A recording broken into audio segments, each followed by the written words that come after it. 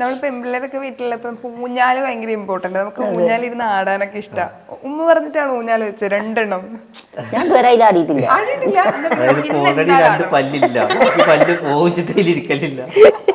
ഞാൻ നേരത്തെ ആടാൻ പോയപ്പോ ഒന്ന് പഴുതി വീഴാൻ പോയതാ. അതല്ല, കാലത്തെ പോയാ ആൾക്കാര് പറയാ തള്ള പുതിയ പെര കയറ്റിട്ട് അതിന്റെ കാല് മുറിഞ്ഞു കയറി. ഈ നടുമുറ്റത്തിന്റെ പർപ്പസ് എന്താ അറിയോ? ഇത് ഒരുപാട് പേർക്ക് അറിയൂല. ഇതിപ്പോ മഴ പെയ്യുന്നത് മാത്രമല്ല, ഇപ്പൊ നമ്മളിപ്പോ ഒരു വീട്ടില് ഒരു വീട് അടച്ചു പോവാണ്, വല്ല ഫംഗ്ഷന് പോവാണ്.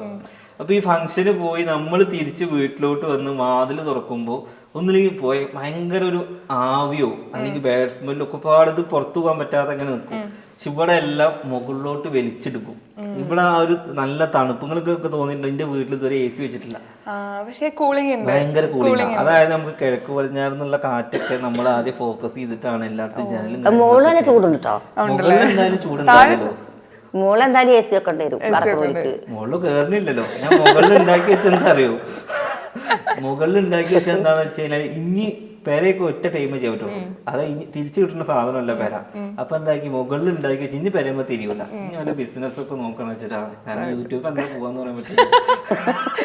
മഴ പെയ്യുമ്പോ ഇവിടെ എന്തായാലും കാരണം ഇനി കൂലിപ്പണിക്ക് പോയത് കറണ്ട് ബില്ല് അടക്കം എന്തെങ്കിലും തികയൂല. നമ്മളിപ്പോ ഇരിക്കുന്നത് ഡൈനിങ് ഏരിയയിലാണ്.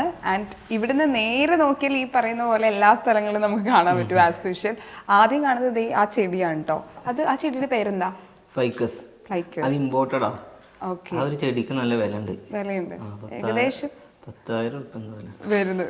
ഓക്കെ. നല്ല ഹൈറ്റ് വെക്കും തോന്നുന്നു. കുറച്ച് ഹൈറ്റ് വെക്കും. അവിടെ ഒരു അത്രയെങ്കിലും വലിയ ചെടി വേണം, നല്ല വലിയ കാര്യമുള്ളൂ. ഈ ഡൈനിങ് ഏരിയയിൽ ഇപ്പം എത്ര പേർക്ക് ഇരിക്കാൻ പറ്റും? ഇത് മൊത്തം 6 പേർക്ക് ഇരിക്കാനുള്ള സീറ്റിംഗ് ആണ്. ഇത് നമ്മളോട് കസ്റ്റമൈസ് ചെയ്താ. അതായത് ഒരു പുറത്ത് ചെയറും ഒരു പുറത്ത് ബെഞ്ചും. അതായത് ചെയറിൽ ഇരിക്കാൻ ഇഷ്ടമല്ലാത്തവർക്ക് ബെഞ്ചിലും ഇരിക്കാം. അങ്ങനെ ഒരു സിസ്റ്റം. ഞാൻ ബെഞ്ചിലേ ഇവിടെ ഇരുന്നാണ് എപ്പോഴും ഫുഡ് കഴിക്കുക? അല്ല, ഞാൻ പിന്നെ പിന്നെന്തിനാ നമുക്ക് ഡൈനിങ് ടേബിൾ? നമ്മളെ പോലെ അതായത് ശീലങ്ങളൊന്നും മാറിയിട്ടില്ല. പുതിയ വീട് അയച്ചിട്ട് നമുക്ക് മരപ്പടിയിലൊക്കെ ഇരുന്നാലാണ് വിശപ്പ് മാറുള്ളൂ.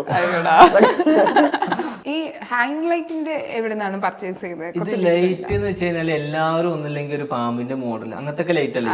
അപ്പൊ ആരുടെ അടുത്ത് ഇല്ലാത്തൊരു സാധനം നോക്കാച്ചിട്ടായിരുന്നു. ഈ ഒരു സ്ഥലം നമ്മൾ പോയിന്റ് ഇടുന്നതിന് മുന്നേ ആദ്യം ലൈറ്റ് പർച്ചേസ് ചെയ്തിട്ടുണ്ട്. അത് ഈ കറക്റ്റ് ഡൈനിങ് ടേബിളിന്റെ സെന്ററിൽ തന്നെ വെച്ചിട്ടാണ് ആ ഒരു ഷേപ്പിലേക്ക് തന്നെ നമ്മള് വെച്ചു.